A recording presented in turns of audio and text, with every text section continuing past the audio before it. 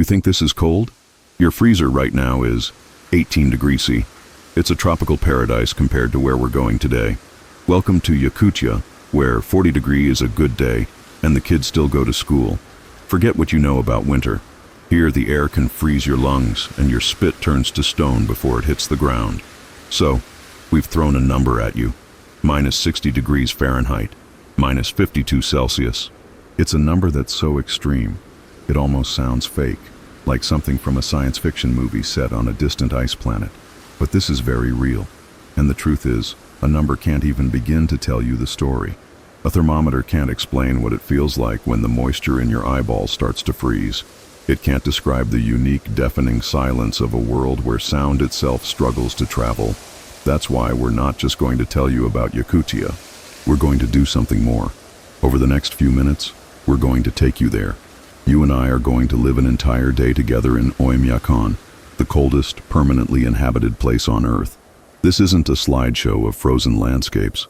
This is a full-body immersion into a life that defies imagination. We're going to put you right there on the ground, so you can understand, truly understand, what it means to be human when nature has turned the dial all the way down to impossible. We're going to start our day together in the deep, dark pre-dawn, where you'll feel the brutal shock of the first breath of air, a sensation locals describe as the whisper of the stars, because you can literally hear your own breath crystallize and fall to the ground. You will understand why getting dressed isn't a simple chore, but a life-saving ritual of layering furs and wools, a kind of sacred armor against an enemy that is everywhere, all at once. Then, we'll take you to the breakfast table. You're going to see a diet born not of preference, but of pure caloric necessity.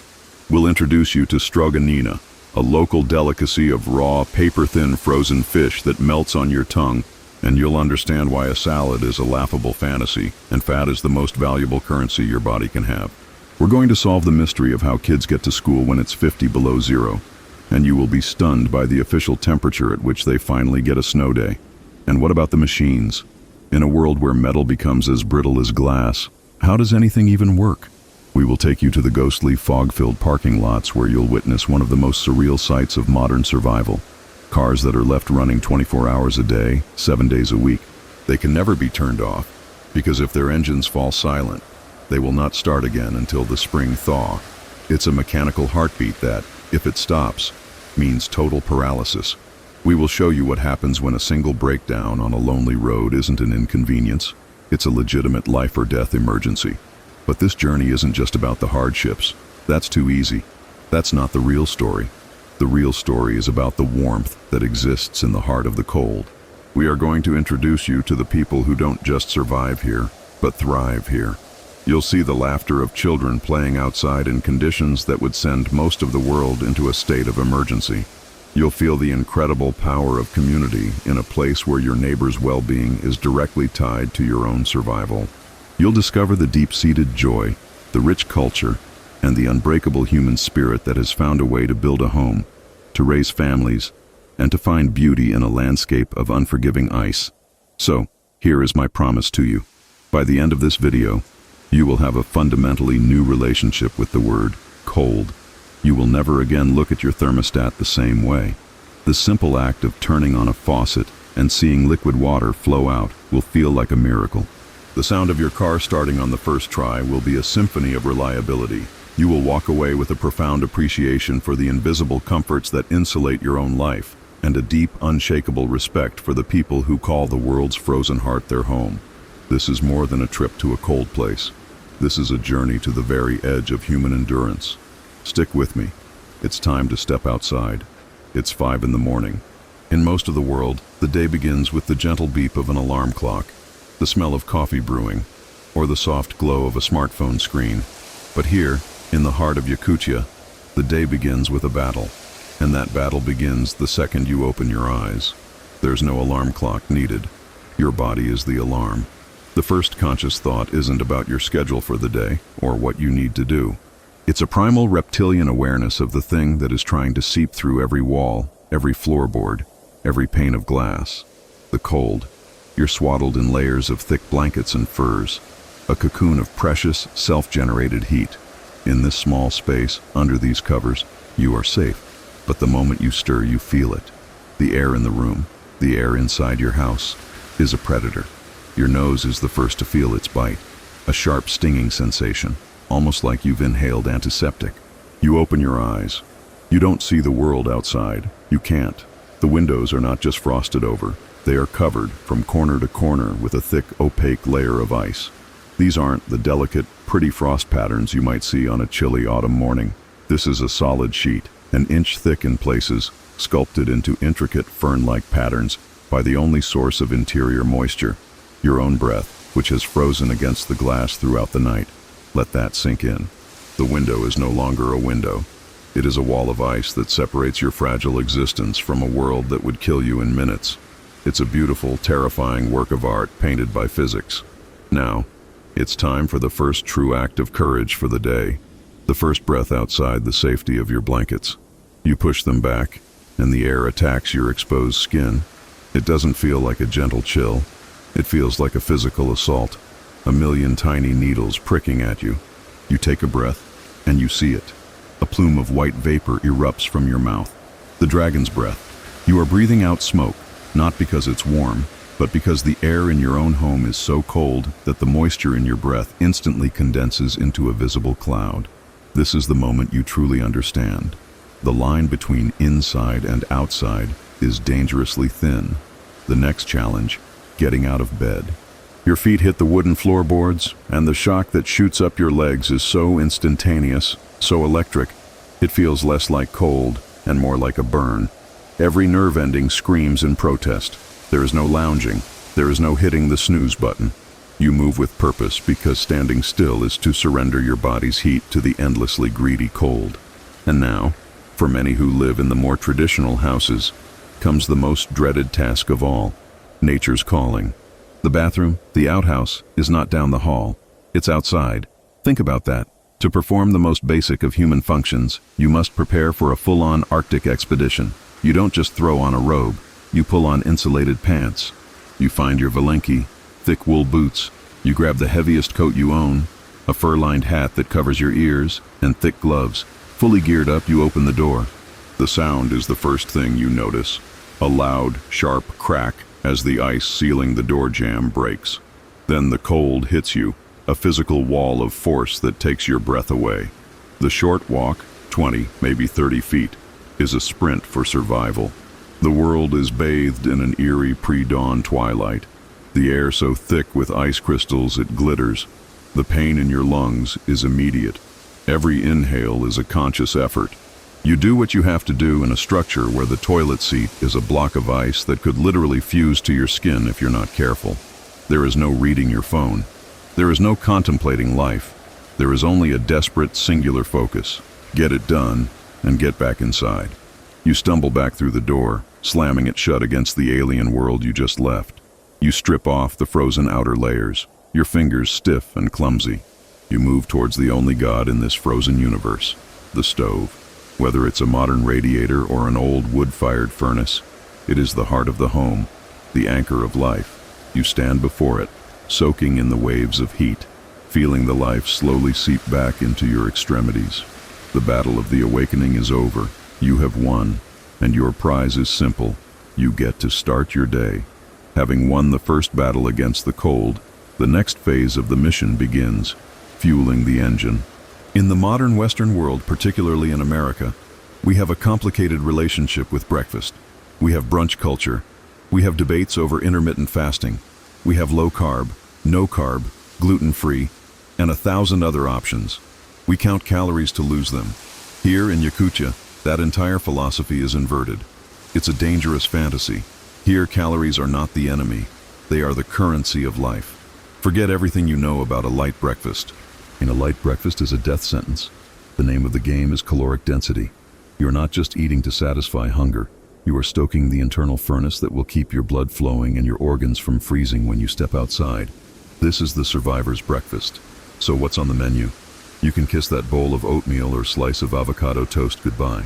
The centerpiece of a traditional Yakutian breakfast might be something that, to an outsider, looks utterly alien. It's called stroganina. Picture this. A man walks in from the porch carrying what looks like a silver club. It's a fish, A broad whitefish, or a cisco, caught in a nearby river and flash frozen instantly in the open air. It is frozen so solid it's as hard as a rock. He holds the fish vertically, head down, and with a sharp specialized knife, he begins to shave it. He's not cutting fillets. He's carving long, paper-thin curls that fall onto the plate like wooden shavings. The result is something magical. Delicate, translucent ribbons of raw, frozen fish that curl into blossoms as they land. There is no cooking involved. You take a piece, dip it in a simple mixture of salt and pepper, and place it on your tongue. The first sensation is, of course, a clean, pure cold. But then, almost instantly, it begins to melt from the warmth of your mouth, releasing the rich, oily flavor of the fish.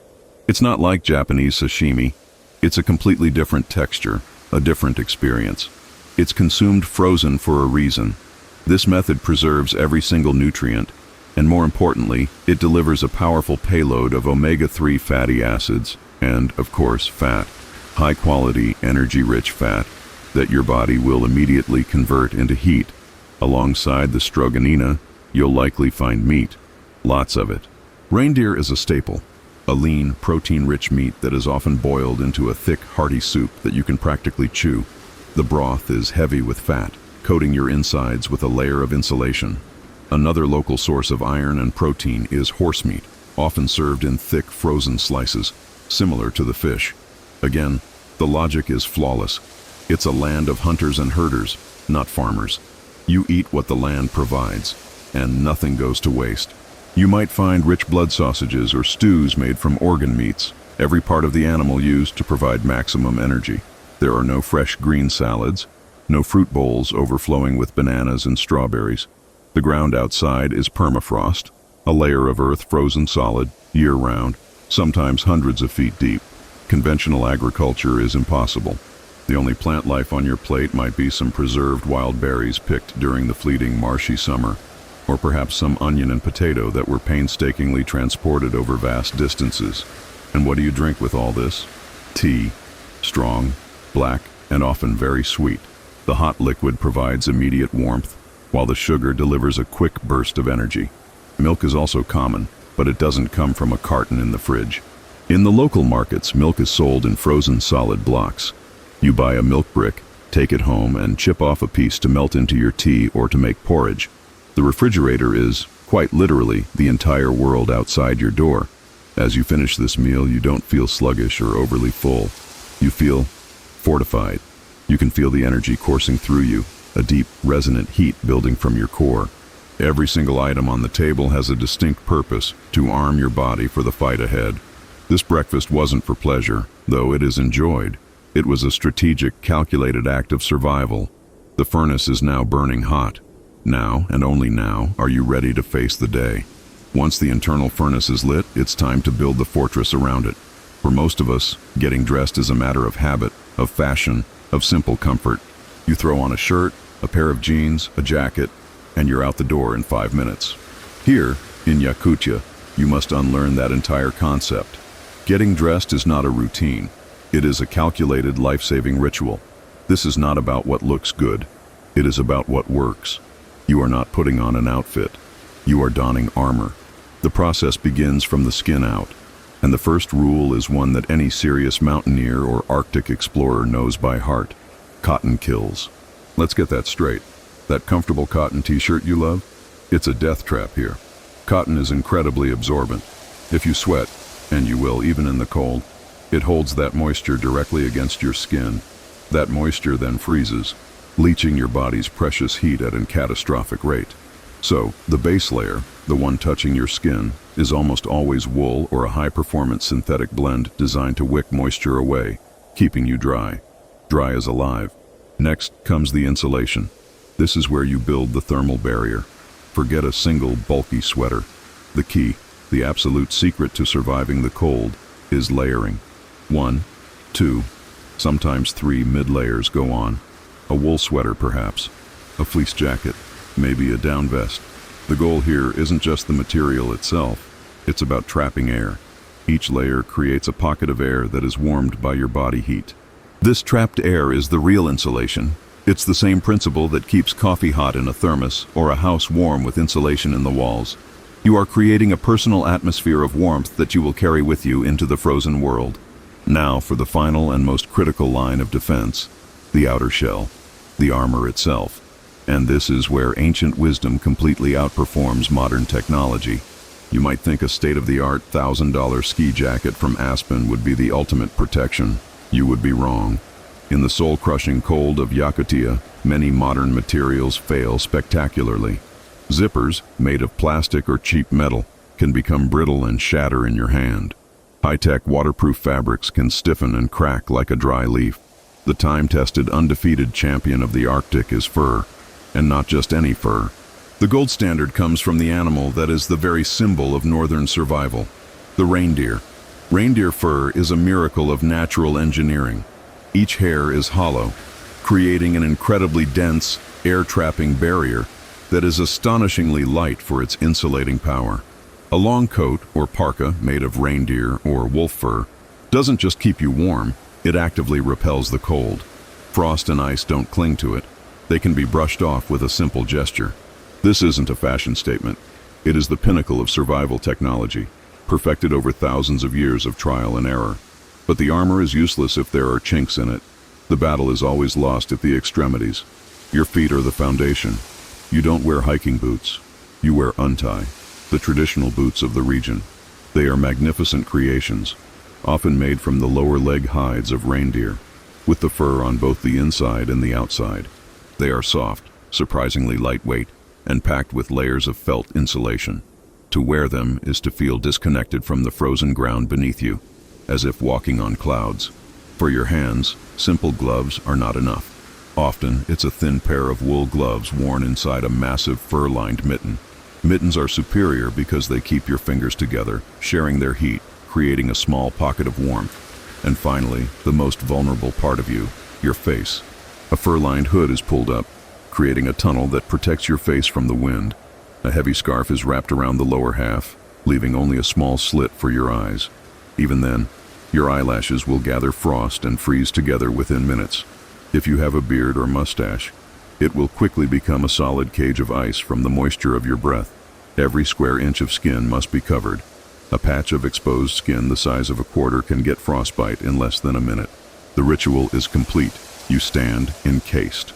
You are 2 or 3 times your normal size, bulky and almost shapeless. Movement is deliberate, slightly clumsy. You are carrying an immense weight. You are a self-contained, walking ecosystem. You are ready. Now, and only now, can you open the door and step outside. So, you've survived the awakening. You've fueled your body for the day. You've encased yourself in a suit of personal armor against the elements. And now, the question is, why? For the adults, the answer is work, sustenance, the daily business of life. But for the children, the answer is something far more universal, something that happens every weekday, all over the world. It's time to go to school. Across the United States, from Miami to Seattle, the morning school run is a familiar chaos. It's a flurry of backpacks, forgotten lunchboxes, and cries of, "We're going to be late." Parents check the weather forecast for rain, for a bit of wind, maybe a few inches of snow. But here, the morning check is a different ritual entirely. You look at the thermometer not for comfort, but for a critical piece of data that would be considered a state of emergency anywhere else on the continent. This brings us to one of the most staggering facts of life in Yakutia, the concept of a snow day. In places like Chicago or Boston, a severe blizzard and a forecast of a few degrees below zero is enough to shut down the entire city school system. It's a cause for celebration for kids, a headache for parents. Here, a day like that is considered a beautiful, mild morning. So, what does it take? What is the magic number that finally makes the authorities say, "All right, maybe it's better to just stay home"? Let's put the younger children first, from 1st to 5th grade. For them, school is only canceled if the temperature, with wind chill, dips below minus 49 degrees Fahrenheit. That's minus 45 Celsius. For the older kids from 6th grade and up, they are expected to march to school until the thermometer hits a truly staggering figure, minus 58 degrees Fahrenheit. That is minus 50 Celsius. Let that number sink in. That is colder than the surface of Mars on an average day. It's a temperature at which exposed skin can suffer from severe frostbite in less than 5 minutes. In most of the developed world, That's not a weather report. It's a national alert. In Yakutia, it's just the threshold for a day off. So on a normal day, say, a brisk minus 45 degrees Fahrenheit, the school run begins. You see them emerging from their homes, not as children, but as tiny, colorful astronauts exploring a hostile planet. They are bundled into so many layers of fur and wool that they look like walking marshmallows. Their arms sticking straight out, their movements slightly stiff. The only thing you can see of them is a tiny pair of eyes peering out from a tunnel of fur-lined hood. Every breath they take hangs in the air in front of them, a thick personal cloud of steam that follows them down the street. The walk to school is never a leisurely stroll. There's no dawdling, no kicking at snowbanks. It is a brisk, purposeful march from one bubble of warmth, home, to the next bubble of warmth, school. And once they arrive, the reverse of the morning ritual begins, the de-armoring. In the school's entryway, there's a chaotic, steamy scene of children shedding their layers.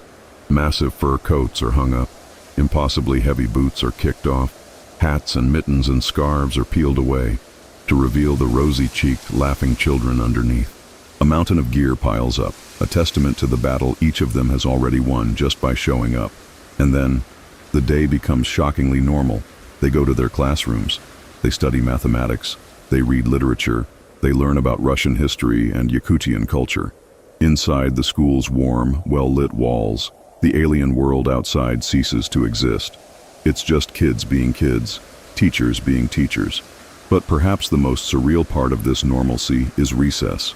Yes, they have recess. For 15 or 20 minutes, these children, bundled back into their armor, are let outside to play in temperatures that would send most of us to the emergency room. You see them chasing each other, their laughter muffled by scarves, sliding down slides coated in a slick layer of ice. They are not fragile. They are forged in this cold. They are perfectly adapted. They know not to touch metal with their bare hands. They know how to breathe so the air doesn't hurt their lungs. This daily pilgrimage to school is more than just about education. It is a profound statement of normalcy, of routine, of defiance. It is the community's way of saying that life does not stop. The future does not get put on hold.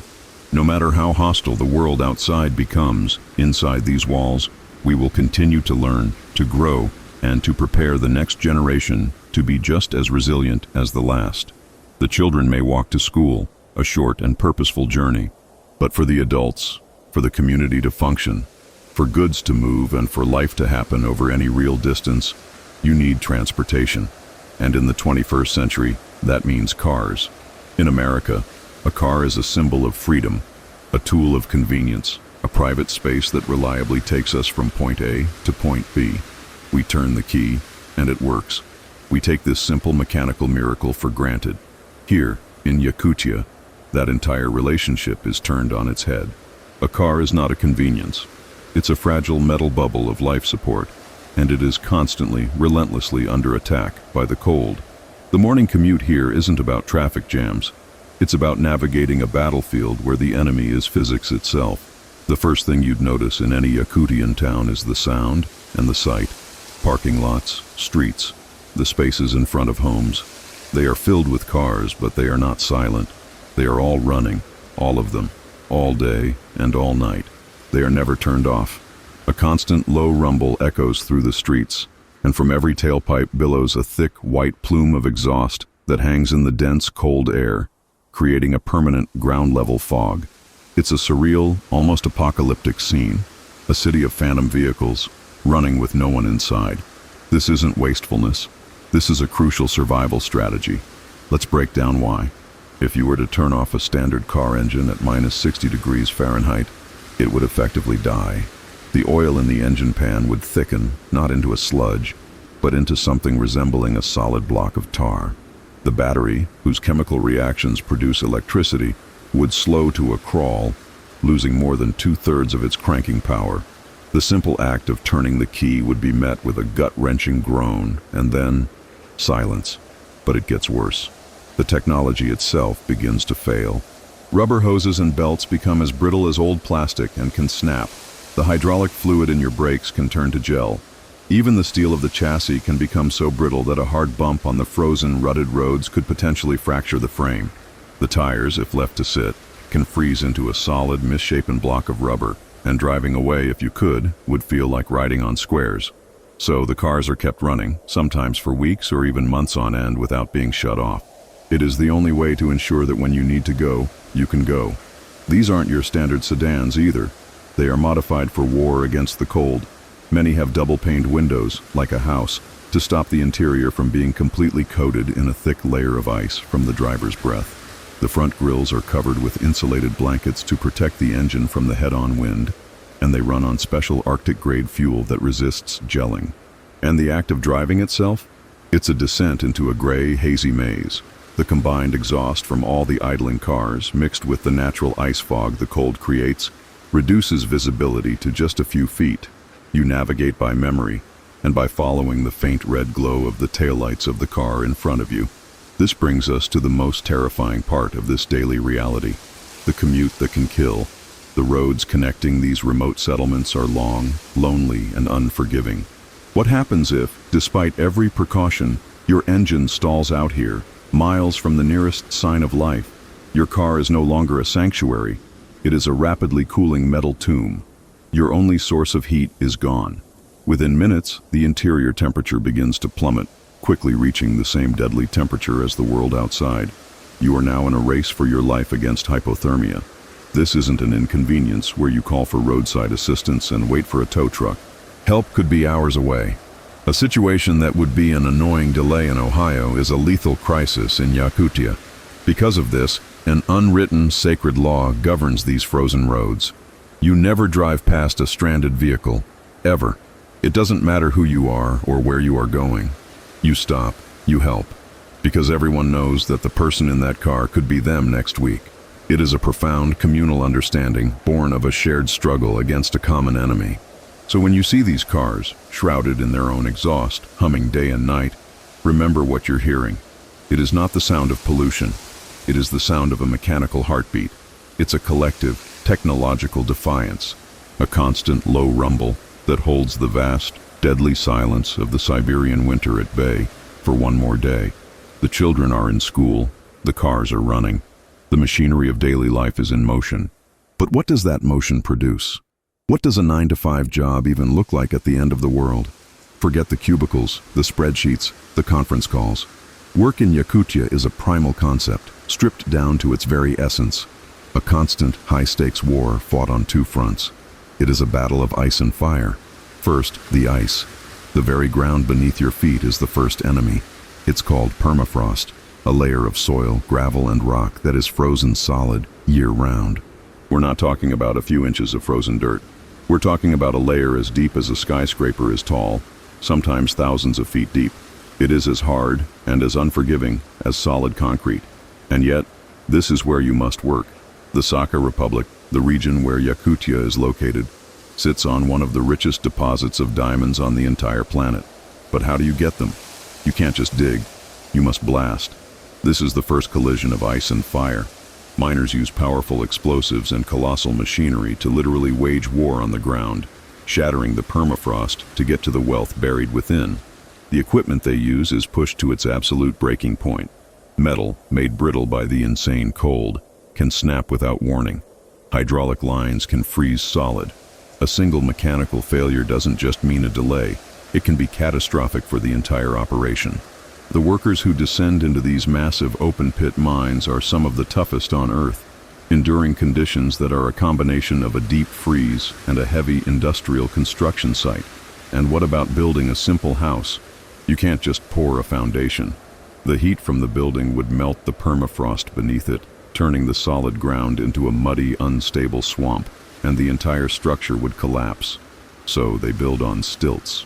Construction crews must use specialized drills to bore dozens of feet down into the frozen earth, sinking concrete and steel piles deep into the heart of the permafrost. The house is then built on top of these stilts, elevated, leaving a space of open air between the floor of the home and the ground. The building floats above the ice, a fragile island of warmth, carefully engineered not to disturb the treacherous, frozen sea beneath it. That brings us to the fire. For any of this to be possible, for life itself to exist here, you need heat, constant, reliable, industrial-scale heat. And the source of that heat forms the very heart of every settlement, the heating and power plant. These are not just simple utility buildings. They are the lifeblood, the beating, fiery heart of the community. Inside these plants, workers toil in a world of roaring furnaces and steam-filled chambers, burning coal or natural gas around the clock. They are modern-day Vulcans, creating the fire that keeps the ice at bay, and their work flows out into the city through a metallic circulatory system. Because you can't bury pipes in the permafrost, they would freeze and burst. The entire infrastructure of heat and water is above ground. Massive, heavily insulated pipes run alongside the roads, snaking their way into every building like the arteries of a great beast. They are a constant, visible reminder of the enormous effort and energy required to create this small pocket of habitable reality. A leak, a failure at the plant. That's the real doomsday scenario. Of course, not all work is industrial. For centuries, the indigenous Yakut and Evenki people have thrived here through professions that require a different kind of fire, the fire of tradition and endurance. Reindeer herders move with their herds across hundreds of miles of frozen tundra, their lives dictated by ancient rhythms. Hunters and trappers venture into the taiga, the vast, silent forest, relying on knowledge passed down through countless generations. This work requires an intimacy with the cold, an understanding of its every mood and danger. Whether you are a diamond miner, a construction worker, a power plant engineer, or a reindeer herder, one universal truth governs your work. There is absolutely no margin for error. A forgotten glove, a tool left outside, a moment of inattention. The consequences are immediate and severe. Every task, no matter how simple, requires more energy, more focus, and carries more risk. This is the essence of labor at the edge of the world. It is the raw, violent, and magnificent collision of human ingenuity and the absolute zero of nature. It is a daily testament to the fire of the human will, refusing to be extinguished by the ice. After the brutal labor of the mines and the fiery roar of the power plants, life requires sustenance, and for that, you go to the market. Now, close your eyes and picture a farmer's market. You're probably thinking of the smell of fresh-baked bread, the vibrant colors of ripe tomatoes and green lettuce, the sound of a bustling crowd, the warmth of the sun. It's a celebration of abundance, of life, of the bounty of the earth. Now, open your eyes. We are at the market in Yakutsk, the regional capital, and it will defy everything you thought you knew about buying and selling food. This place operates by a completely different set of physical laws. Forget the fresh produce aisle. Forget the refrigerated dairy section. And above all, forget the frozen food aisle with its humming, glass-doored freezers. Here, the frozen food section has no walls, no doors, and no ceiling. Because here, the freezer is the planet itself. Welcome to the most surreal grocery store on Earth. At first, it looks like a strange open-air art installation, a sculpture garden carved from ice. You see rows upon rows of tables, but what's on them is what stops you in your tracks. There, standing perfectly upright on their tails, are the fish. Dozens of them. Hundreds of them. They are frozen so completely, so instantaneously in the moment they were pulled from the icy rivers, that they are as rigid and hard as granite. They stand in neat lines, their bodies a silvery gray, their eyes wide and glassy. They look like rows of silver bowling pins, or a strange, silent army awaiting inspection. There is no bed of crushed ice to keep them fresh. The very air, at a crisp -40 or -50 degrees, is doing that job with ruthless efficiency. A vendor doesn't hand you a fish in a plastic bag. They hand you a solid club, a piece of the landscape that you will take home to thaw. You move to the next stall. Here, you find the meat. Great marbled chunks of reindeer and local Yakutian horse meat are laid out on simple wooden planks. There are no plastic wraps, no styrofoam trays. There is no need. The meat is frozen to the core, the deep red color preserved perfectly under a delicate, crystalline layer of frost. A butcher here doesn't use a delicate knife. He might use a hacksaw or a small axe to break off a piece for a customer. And the dairy? It's the same story. Remember the milk bricks? Here you see them stacked high, like building materials. Chunks of pale, creamy butter are sold by weight, carved from a massive frozen block. There's no fear of anything spoiling. Nothing can spoil. Spoilage, decay, those are biological processes. And at these temperatures, biology itself has been put on pause. But as surreal as the products are, The most incredible part of this scene is the people, the vendors. They are the true masters of endurance. For 8, sometimes 10 hours a day, they stand here in the open, in temperatures that would kill an unprepared person in minutes. They are bundled in so many layers of fur that they appear more like bears than people. Their faces are weathered, with only their eyes visible between their hat and scarf. They don't stand still. They are in constant subtle motion, a gentle rocking on their feet, a shuffling from side to side. It's a survival dance to keep the blood flowing to their extremities. Under their feet are thick layers of cardboard, a simple but crucial barrier against the profound, seeping cold of the frozen ground. In their thickly gloved hands, they clutch thermoses filled with scalding hot sweet tea, a lifeline of warmth in a world of absolute cold. There's no leisurely window shopping here. Transactions are quick, professional, and to the point. A customer points, the vendor weighs the frozen block of meat or hands over a fish. Money is exchanged with clumsy mittened hands, and the customer is on their way, their frozen provisions tucked under their arm. This market is perhaps the most perfect metaphor for life in Yakutia. It's a place where humanity hasn't conquered the cold, but has instead formed a brilliant symbiotic partnership with it. They have harnessed its immense preservative power and turned it to their advantage, creating a system of commerce that is brutally efficient and requires almost no energy. It's a silent, frozen, and breathtaking testament to human adaptation, a place where the line between life and suspended animation is deliciously, dangerously, and beautifully blurred. To truly understand a place, you have to do more than just see it. You have to listen. In our day-to-day lives, we are surrounded by a constant barrage of noise. The hum of the refrigerator, the distant drone of traffic, the chatter of voices. Our world is never truly quiet. We've become so accustomed to this background noise that we don't even notice it. True silence, pin-drop silence, is something most of us will never experience until you come here. The first thing that strikes you when you step away from the humming engines of the village is the silence. And it is not just an absence of noise. It is a physical presence. It's a silence so deep, so profound, it feels like it has weight.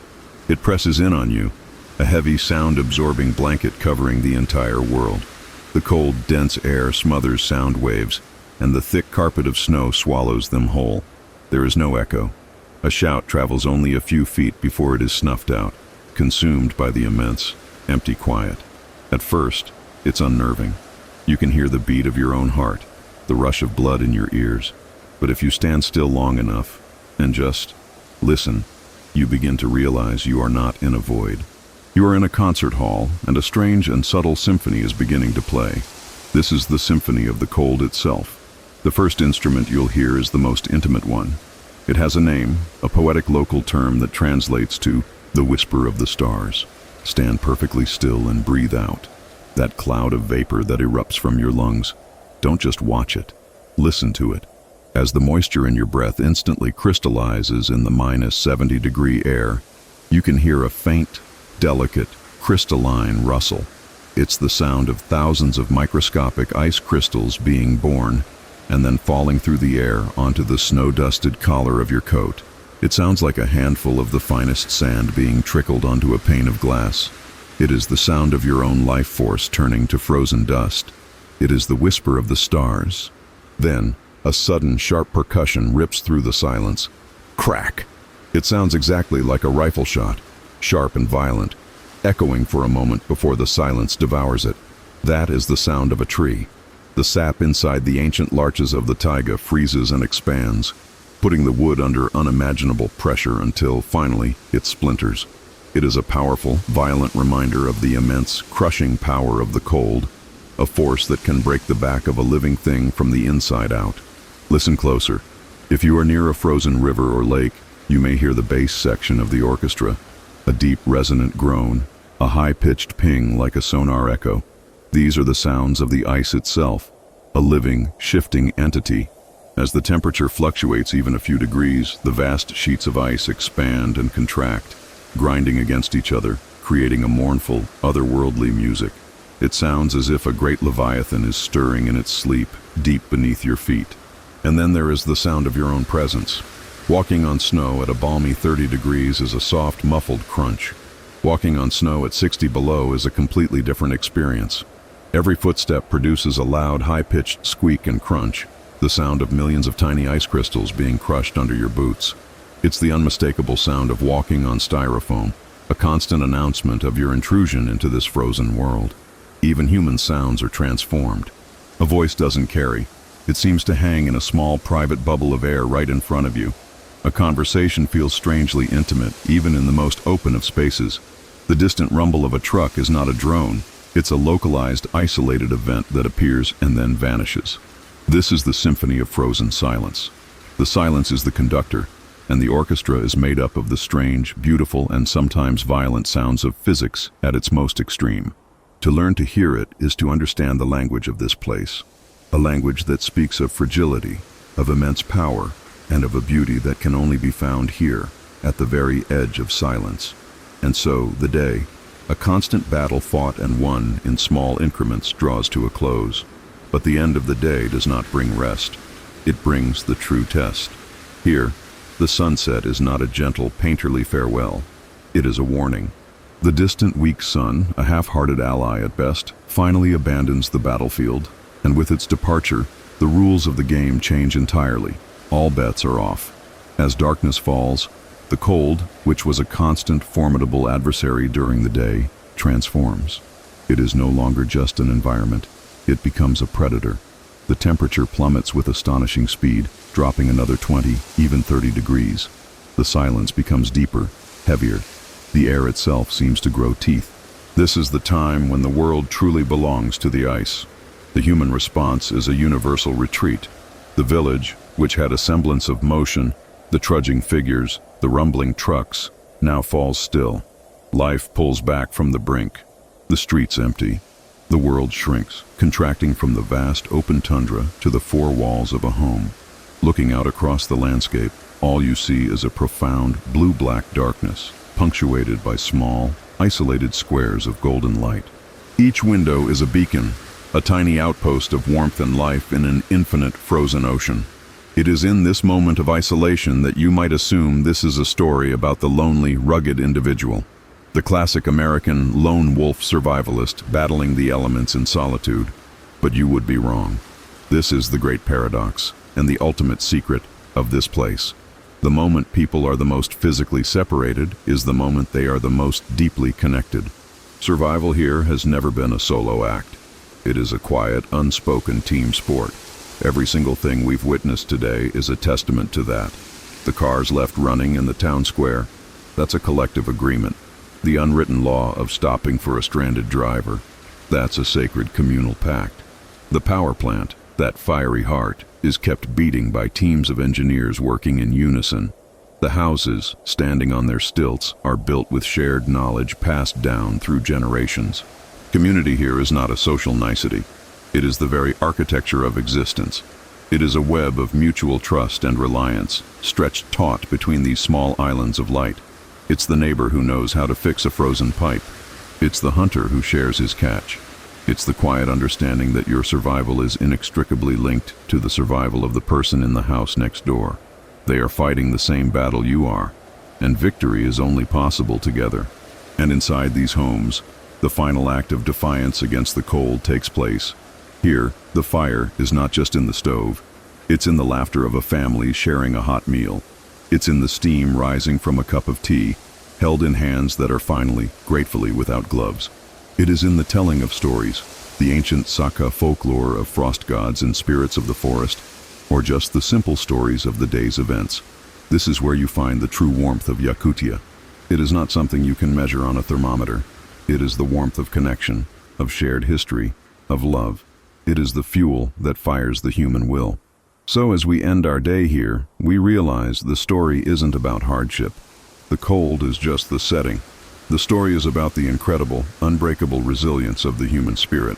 It's about the grace and ingenuity required to build a life, a culture, and a community in a place that seems designed to forbid it.